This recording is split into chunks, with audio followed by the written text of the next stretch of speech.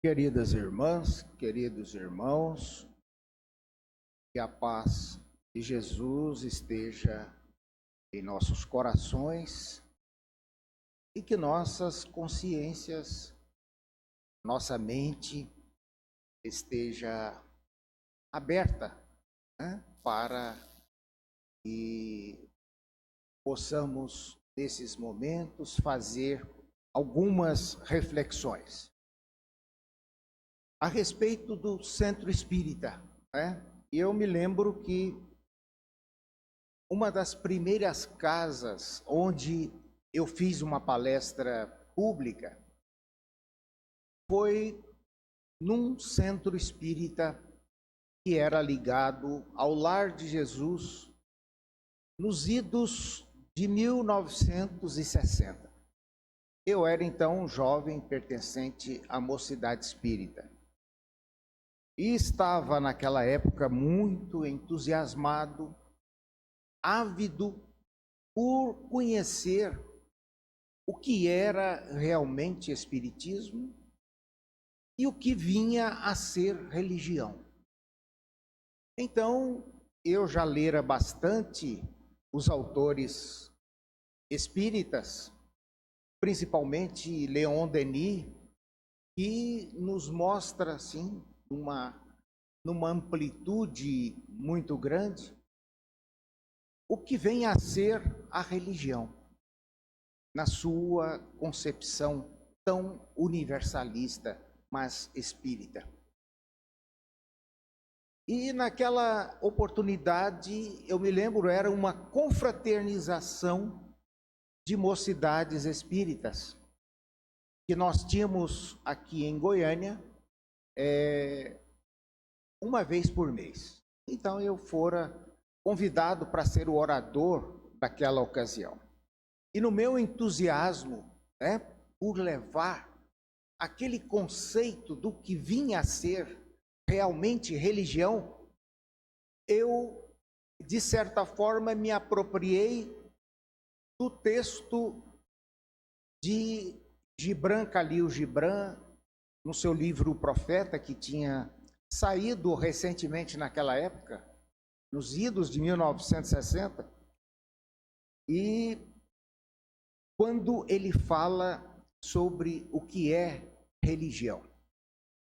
Mas eu confesso que naquela época, eu, embora tenha memorizado todo o texto, né, do que ele fala sobre o que é religião,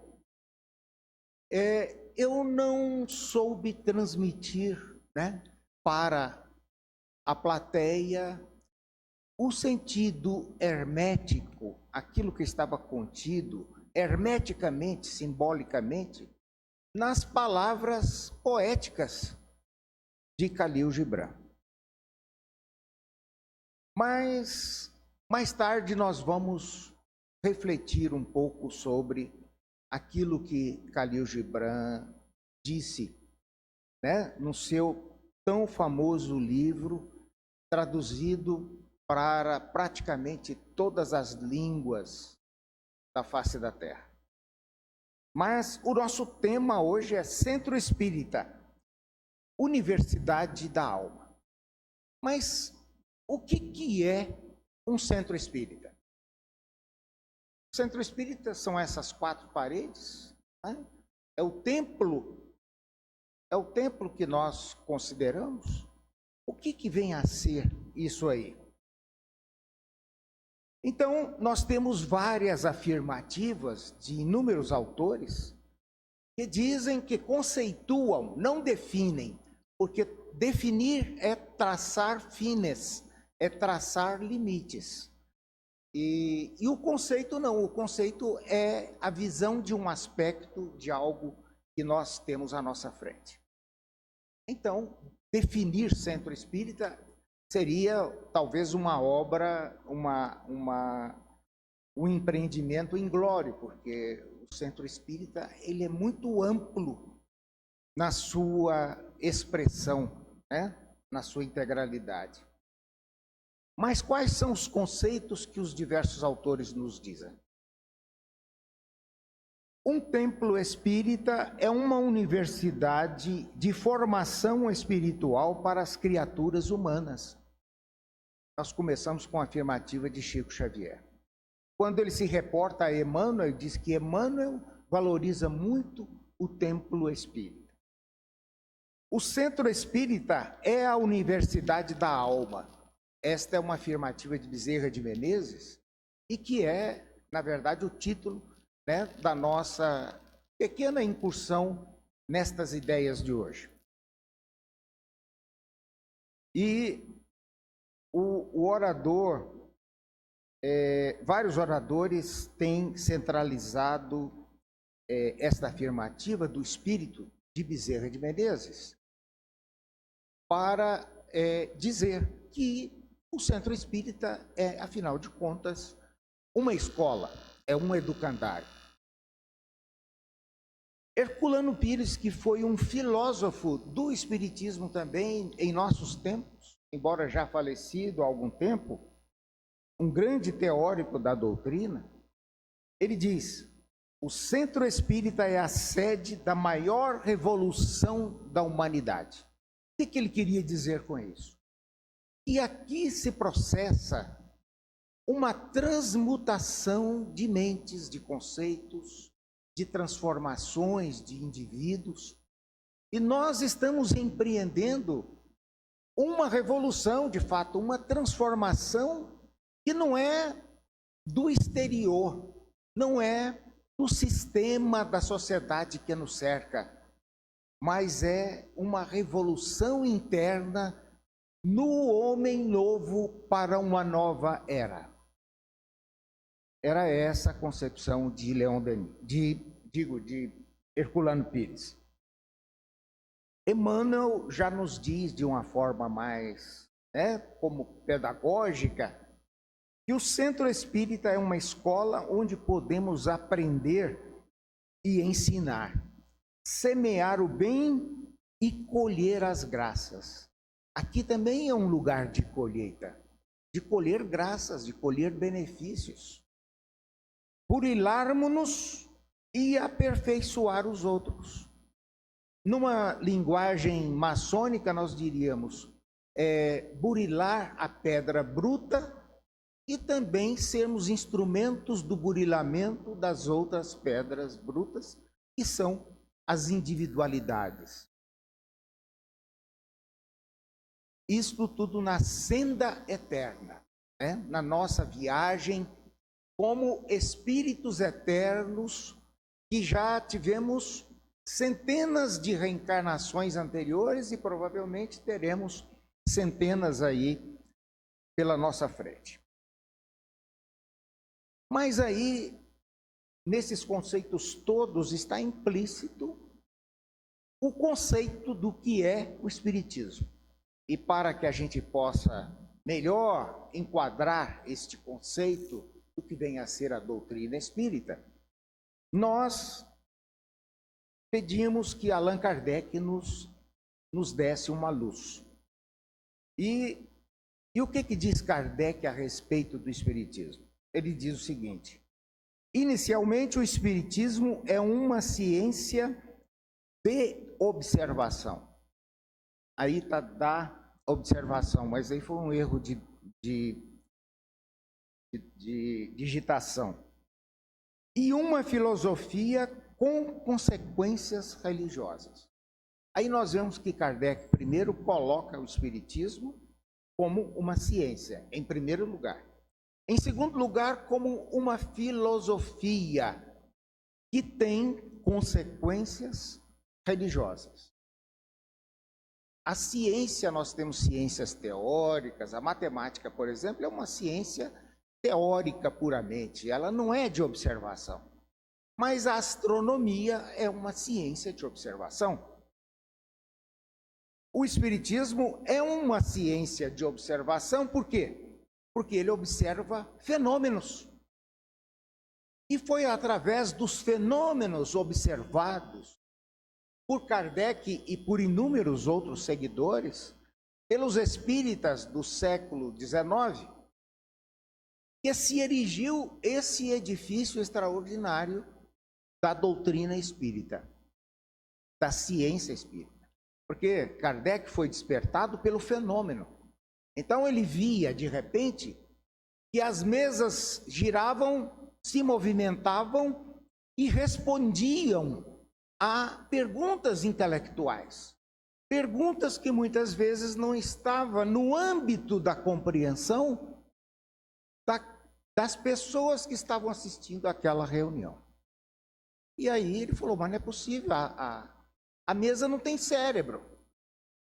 A mesa não é um ser vivo. Como é que ela pode responder, dar respostas inteligentes a perguntas inteligentes? E aí ele disse, deduziu, tem alguma coisa que movimenta a mesa. E não é a mente das pessoas que estão ali como médiums, emprestando o seu fluido, que ele chegou a essa conclusão depois. Então, o Espiritismo, primeiramente, é uma ciência de observação. Nós aqui no Lar de Jesus praticamos a ciência espírita? Sim. Nós temos 5 laboratórios de prática da ciência espírita, que são as 5 reuniões mediúnicas que procedemos ao longo da semana nesta casa. Temos uma ou outra manifestação mediúnica também em outros momentos, e nesses instantes nós estamos observando e aplicando o conhecimento teórico de que nós já dispomos. Porque Kardec foi construindo, com as suas observações dos diversos tipos de mediunidade, ele foi construindo um edifício conceitual, um edifício onde ele realmente estruturou a nova ciência espírita. Esta ciência que ainda não foi reconhecida pela ciência oficial, mas que um dia o será. Já houve tentativas, né, de levar a ciência espírita para o campo da ciência oficial.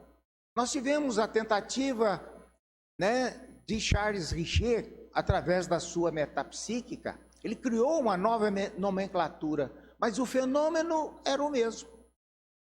O mesmo que Kardec tinha estudado e dado também uma nomenclatura para os fenômenos. Depois nós tivemos, em tempos mais recentes, na Universidade de Dak, na Carolina, né, o surgimento da parapsicologia. E depois, em outras universidades do mundo inteiro, a parapsicologia surgiu estudando o fenômeno que eles deram o nome de paranormal. O que significa paranormal? Faculdade paranormal. Ao lado da normalidade. É algo que não está dentro da normalidade psicológica do homem, mas é algo que vem da psicologia do homem. Então, eles catalogaram uma série de fenômenos, por exemplo, de telecinesia, a pessoa poder movimentar um objeto à distância.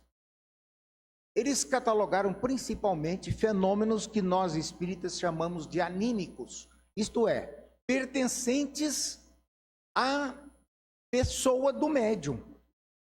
Não precisa de um espírito estar ali para fazer o fenômeno, né? O fenômeno se processa. Por exemplo, a pré-cognição ou premonição. Eu ter a consciência daquilo que vai acontecer no futuro.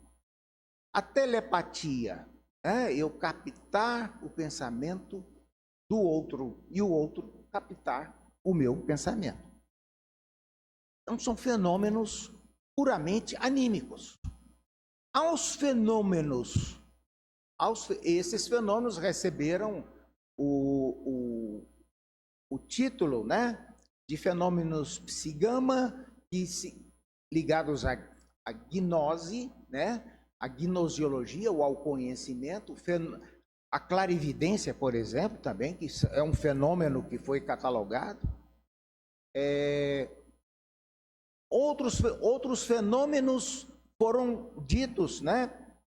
Psicapa seria os da telecinesia, de kinésios do grego, significa movimento.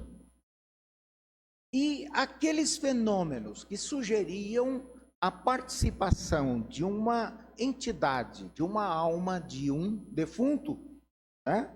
Eles chamavam de psiteta, da letra teta de Thanatos, morte, do grego.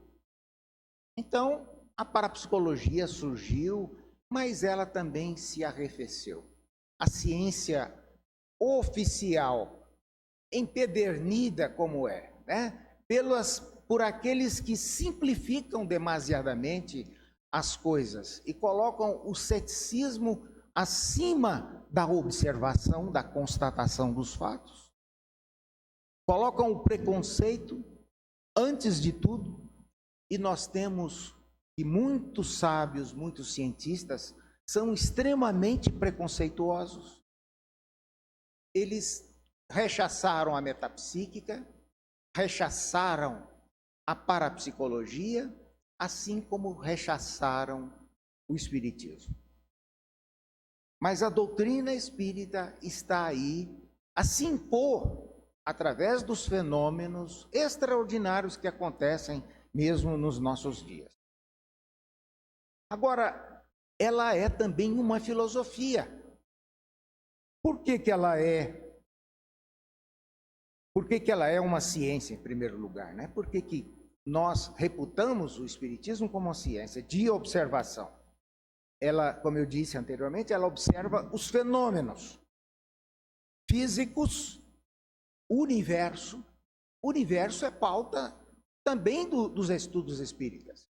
No Livro dos Espíritos, Allan Kardec faz perguntas de cosmologia e até de cosmogonia, que é a origem do universo, as teorias de origem do universo. Então, nós temos que a doutrina espírita estuda o universo e os fenômenos naturais. A Gênese está cheia de estudos nesse sentido, até de estudos geológicos, até de estudos de eras anteriores, até o estudo de civilizações, etc., que já estiveram aqui na Terra. Estuda os fenômenos orgânicos, e aí nós temos que aquilo que podia a ciência da época oferecer, Kardec já nos remete a eles. Mas principalmente os livros de André Luiz, que constituem uma revelação complementar à de Kardec. Os fenômenos orgânicos, fisiológicos, anatômicos, são ali expostos com muita clareza. E nós temos uma visão espiritual dos fenômenos fisiológicos, que não ocorrem apenas no âmbito da matéria ou apenas no âmbito dos órgãos. Os fenômenos psíquicos, né, não precisa nem da gente falar.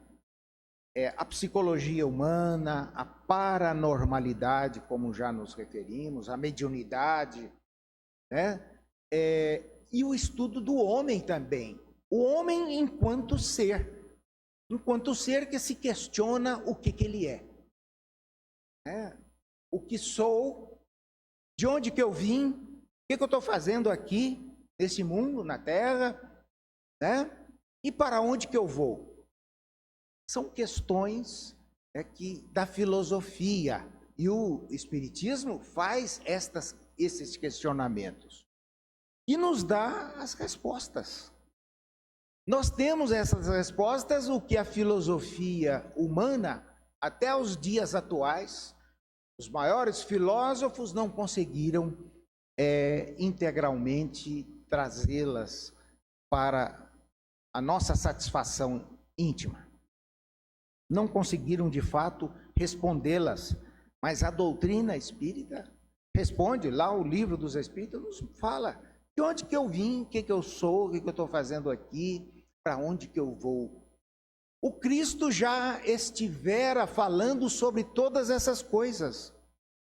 E o Evangelho, na verdade, é um tratado de psicologia e de respostas à filosofia do homem em todas as épocas, principalmente a filosofia grega, quando perguntava sobre o que vem a ser o ser humano. O Evangelho é esta resposta. E o Espiritismo nada mais fez do que restaurar estas respostas que o Cristo já havia nos trazido. Também é uma ciência de estudos sociais, porque ela estuda a cultura, ela se constitui numa cultura, né? Ela vê o que é a política, ela estuda a política no seu sentido maior, no seu sentido científico, de fato, não essa política aí de partidos políticos, essa política pequena que nós vemos nos nossos noticiários. Evidentemente que o Espiritismo não se debruça sobre isso, mas fala sobre a política, que é a arte de governar os homens, de governar as sociedades. Enfim, a doutrina espírita nos fala sobre a sociedade. Ela é uma filosofia, então, já repetindo, porque ela faz questionamentos sobre o mundo, a natureza, a origem e a finalidade do mundo e do universo. Não há nenhuma filosofia atual que nos dê estas respostas. Nós temos aí a ciência a ciência física, né? A astronomia física, principalmente, que busca estudar o universo. Mas ela estuda os fenômenos que ocorrem ali e aqui e ali. Nos dão estatísticas, por exemplo, de que no universo tem cerca de 200 bilhões de galáxias. Esse universo conhecido, que os nossos telescópios mais potentes conseguem perceber. Há universos que se estendem além. E em cada galáxia nós temos uma média de 200 bilhões de estrelas. Então, quantas estrelas há no universo conhecido? É uma coisa astronômica.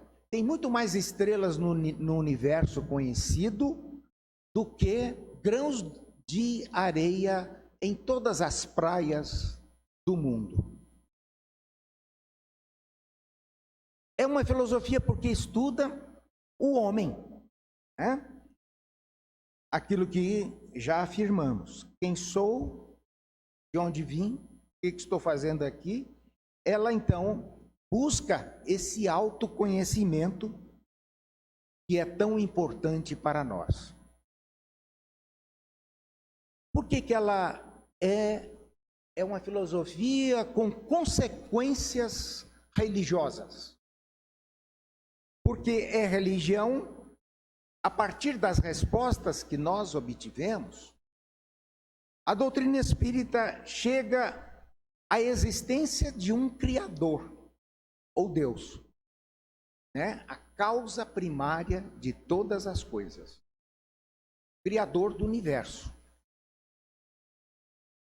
Promove uma religação nossa com Deus.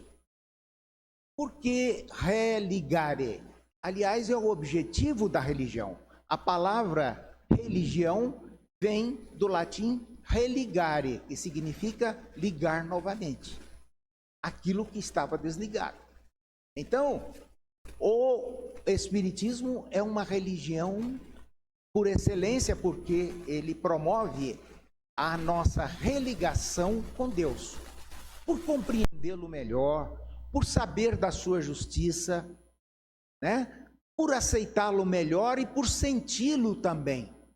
Sentir a sua presença dentro de nós, no meio de nós.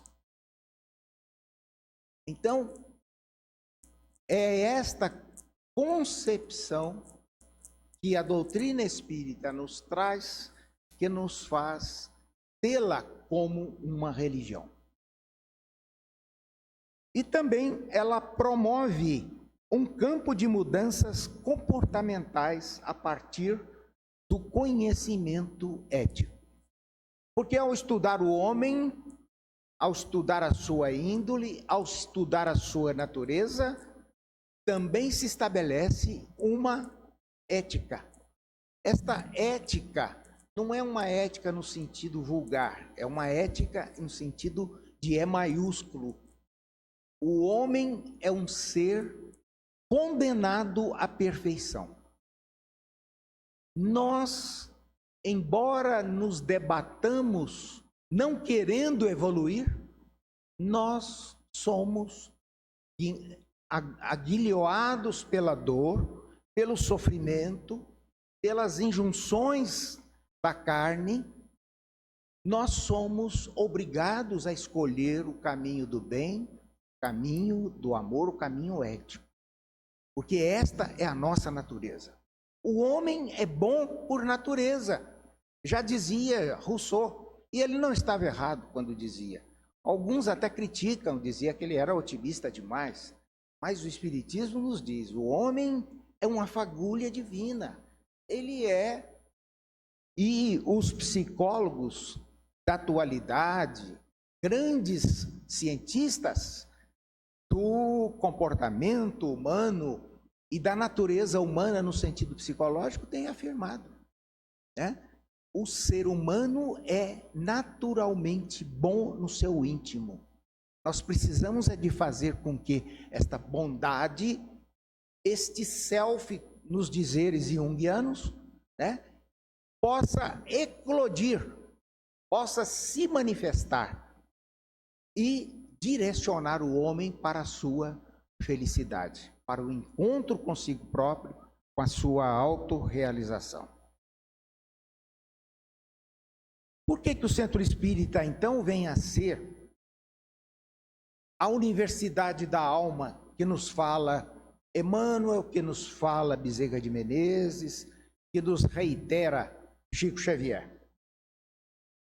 Ele, como uma universidade, ele promove estudos teóricos e é um campo experimental e de treinamento de papéis. Todas as universidades têm esse papel. É um campo de estudo teórico, de transmissão do conhecimento, né? E de também prática desse mesmo conhecimento. Nós vamos ver que as universidades replicam isso. Por exemplo, vamos pegar a Universidade Federal de Goiás, vamos pegar a Faculdade de Medicina da universidade. Vamos ver as similitudes que esta universidade tem com o Centro Espírita. Pesquisa. A universidade faz pesquisa, ensino e treinamento e extensão universitária. São as três ações básicas da universidade.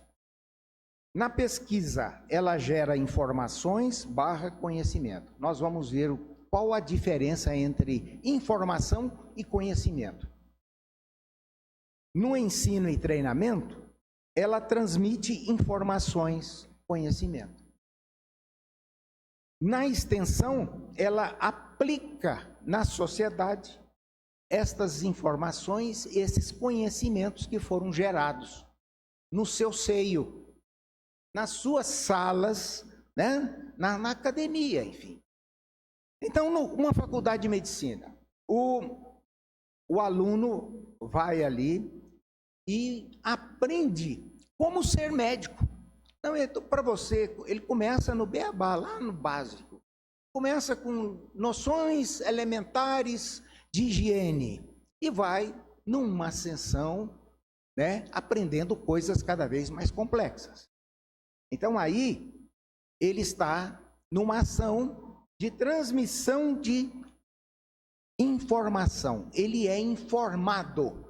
daqueles conhecimentos. Os professores transmitem ao estudante de medicina, ao estudante de enfermagem, ao estudante de agronomia, de veterinária, ao estudante de direito, transmite informações. Estas informações vão virar conhecimento na cabeça e na atitude do estudante. O centro espírita é a mesma coisa. Ele ensina as pessoas que aqui vêm. Nós temos até cursos estruturados, né? Temos um departamento aqui no centro só direcionado para os cursos sobre espiritismo. Estudo sistematizado da doutrina espírita, estudo sobre mediunidade, estudo básico ou introdutório da doutrina espírita. E inúmeros outros cursos, né? Até cursos de oratória a gente dá aqui. Cursos de atendimento fraterno, elementos de psicologia e elementos evangélicos que vão informar e formar o atendente fraterno, aquele que atende as pessoas que chegam aqui ao centro necessitadas de algum esclarecimento, de alguma coisa. A extensão disso. Quando é que o centro espírita faz a extensão? Quando ele leva lá fora os seus objetivos institucionais, né? Leva para a sociedade, no caso, por exemplo, o Lar de Jesus, leva os cursos profissionalizantes, leva o atendimento aos idosos, leva o atendimento a famílias carentes em diversos níveis, não somente no nível material.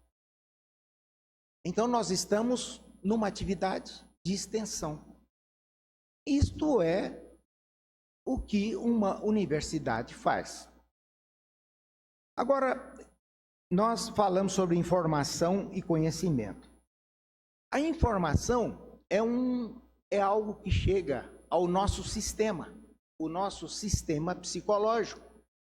E quando esse sistema psicológico se altera e se transforma num comportamento, ele passa a ser conhecimento. Então tem muita gente que lê milhões de livros, que assiste a milhares de palestras, mas só tem informação espírita na cabeça. Não tem conhecimento. Então, conhecimento é quando nós damos um tratamento de qualidade, quando nós transformamos aquela informação que entra no nosso sistema e promove uma alteração do sistema. Qual que é o sistema que vai se transformar? No caso do estudante de medicina, por exemplo, vai transformar o comportamento dele diante do paciente. Ele vai ter melhores questionamentos a fazer a respeito do que sente o paciente, vai recebê-lo melhor, vai entendê-lo melhor a partir daí. Então, esta informação vira comportamento, ela vira conhecimento. Então, o conhecimento espírita, aí eu já estou falando da informação que se tornou em conhecimento. E aqui dentro do centro espírita, nós vemos muito isso, a informação se transformando no conhecimento. Os nossos trabalhadores voluntários são pessoas que estão em processo de transformação da informação em conhecimento. Às vezes nós, por exemplo, encontramos uma pessoa aqui no centro espírita que nos trata muito bem, que nos recebe muito bem, né? Uma pessoa maravilhosa, fraterna. Quando nós a encontramos lá fora, ela é uma pessoa totalmente diferente. É uma pessoa meio receosa, não se entrega fácil, é distante, não é afetiva. E aí nós ficamos achando, puxa, mas então é uma hipocrisia. A pessoa lá no centro espírita é de um jeito, lá fora é de outro. Isso é hipocrisia. Não é não, é porque ela está transformando informação em conhecimento. Ela está transformando, então, aquilo que ela está recebendo num processo de condicionamento comportamental. Então, nós vamos ver o que é um condicionamento, né? O condicionamento é um processo educativo em que nós podemos transformar os nossos comportamentos espontaneamente. Comportamentos que antes eram feitos de uma maneira rígida se tornam espontâneos, se tornam... Então, a pessoa que já aprendeu, a pessoa que já transformou informação em conhecimento, aqui no centro espírita, vai ter um comportamento lá fora igual ao que ela tem aqui no centro. Por isso que aqui é um campo experimental. Por isso que aqui é um campo em que nós ainda estamos aprendendo e, às vezes, esbarrando uns nos outros. O conhecimento espírita faz com que a pessoa mude o conceito que ela tem do mundo e de si mesmo. Então, o mundo que para ela era um bicho-papão, por exemplo, ela passa a compreender como o mundo está em processo de evolução. E tem pessoas boas, tem pessoas ainda em evolução inferior, e que produzem comportamentos os mais díspares. Ela vai compreender melhor o mundo. Então, esta mudança que ocorre no espírita, né, é o conhecimento que está chegando ao seu coração. E ela muda também sobre si mesma. Às vezes ela se via como uma pessoa cheia de qualidades. Quando ela começa a se observar, ela percebe que ela tem uma série de condicionamentos negativos, de condicionamentos perniciosos ou defeitos. E aí ela procura se reformar. Aí ela procura se mudar. E nessa mudança nós damos o nome de reforma íntima. E reforma é um processo, né, que é contínuo. Ele nunca cessa. Inclusive, nas reformas de nossas casas, dizem que ninguém termina a reforma de casa ou apartamento, né? Abandona a reforma quando quer parar com aquilo, porque mesmo a reforma num edifício físico implica num ato contínuo e interminável. E o nosso processo de transformação também é interminável. Mas nós nos reconhecemos, num primeiro momento, mais humildes, mais indulgentes para com as outras pessoas, compreendendo-as e tolerando-as mais, e desenvolvendo em nós o alto e o hétero amor. Porque não há hétero amor, quer dizer, amor ao outro, se nós também não nos amarmos.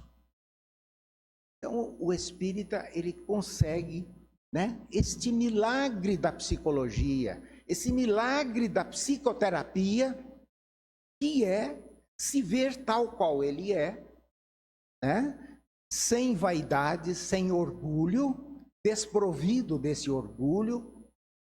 Ele consegue, idealmente, ser humilde, ser indulgente e ser amoroso.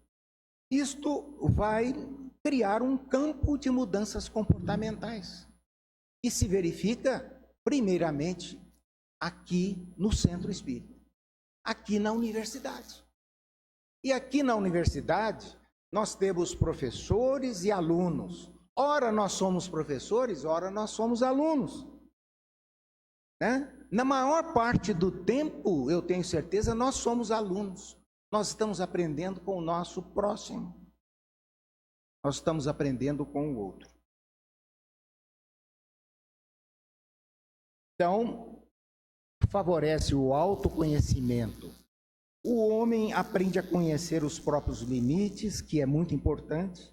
conhecer as próprias capacidades e potencialidades, conhecer os próprios defeitos ou condicionamentos perniciosos, conhecer as próprias virtudes ou condicionamentos positivos. Nós também olhamos para o lado bom nosso, né? Permite uma autoanálise. Nós aprendemos a separar individualidade de personalidade e de temperamento. Não vamos entrar na conceituação destas três partes do nosso ser psíquico. Agora nós temos uma pseudo ou suposta religião espírita e os seus adeptos, né? Qual seria essa pseudo-religião espírita? Nós vamos verificar que entre os espíritas, de uma maneira geral, há aqueles que são muito imperfeitos. E por serem muito imperfeitos, são aquelas pessoas que são adeptas de 2 horas semanais de espiritismo, apenas, né? São apenas ouvintes, chegam no centro, escutam, vão embora para casa e entram no mundão com seus valores. Sua religião corresponde a um lugar físico, ao templo. Ele acha que a religião dele é vir aqui ao lar de Jesus e assistir à reunião. São espíritas assim como são do MDB, do DEM ou torcedores do Flamengo. Então, o espiritismo é um rótulo a mais que eles têm, né? Torcem pelo espiritismo, até gostam do espiritismo, mas superficialmente. Suas crenças são supersticiosas. Eles têm superstições e não fé. Fé no sentido que Kardec nos diz, a fé raciocinada. E o espiritismo, ele diz, tenhamos fé, mas raciocinemos com a nossa fé. Fé raciocinada. Estas pessoas são muito supersticiosas, né? Acreditam muito em coisas até aqui da própria, mitificam algumas coisas da prática doutrinária espírita. Desenvolve rituais e costumes à parte, né? Próprios delas, que elas criam na sua fantasia. Acreditam em pseudociências. O que seriam essas pseudociências? É uma série por exemplo, astrologia, né? Astrologia é uma pseudociência, ela não tem base nenhuma que justifique as suas afirmativas. Outras pseudociências há aí, e infelizmente acopladas às vezes à própria doutrina espírita. Pessoas que elaboram toda uma escola filosófica e científica em cima de um princípio que não é espírita no sentido da revelação kardeciana, da codificação kardeciana. Acreditam em patronos espirituais, tais como os santos da Igreja Católica. São os adeptos de Eurípides Barçanufo, de Bezerra de Menezes, os adeptos não sei de quem mais, dos espíritos, né? E aí fazem oração, criam até altar. Eu fui uma vez na casa de uma pessoa que ela tinha um altar para o Bezerra de Menezes. Lá tinha uma figura do Bezerra de Menezes, tinha umas plantinhas, tinha lá umas flores. Era um altarzinho que ela criou para o Bezerra de Menezes. Olha gente, ter uma afinidade com uma entidade espiritual é uma coisa, mas cultivá-la como se ela fosse um santo, né, é outra coisa completamente diferente. Isso apenas para a gente passar para despertar aí a nossa capacidade crítica, né? Então, o Espiritismo favorece o conhecimento da verdadeira religião. E uma frase que expressa muito bem o que é uma religião verdadeira, aquela já dita por Leon Denis. Tende por templo o universo, por altar a consciência, por imagem a Deus e por lei a caridade. Isso aí expressa o que vem a ser a doutrina e a religião espírita, né? Leon Denis foi muito feliz ao cunhar estas e outras frases famosas. E nós entraríamos no conceito de religião, segundo o Gibran Khalil Gibran, mas o adiantado da hora não nos permite, né?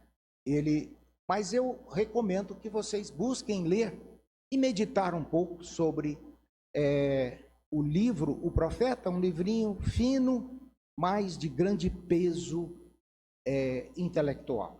É um livro que vai nos esclarecer sobre muita coisa. E dito numa linguagem leve, numa linguagem poética, às vezes hermética. Portanto, meus irmãos,